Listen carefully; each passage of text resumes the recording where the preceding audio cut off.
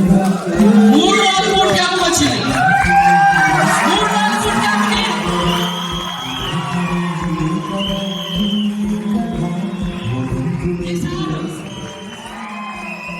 ఈసారి నడవలేడు, ఎక్కడికెళ్ళా వీల్ చేయలే. 400 కిలోమీటర్ల నుంచి వచ్చిండు. 400 కిలోమీటర్ల నుంచి నడవలేడు, ఎక్కడికెళ్ళా వీల్ చేయలే.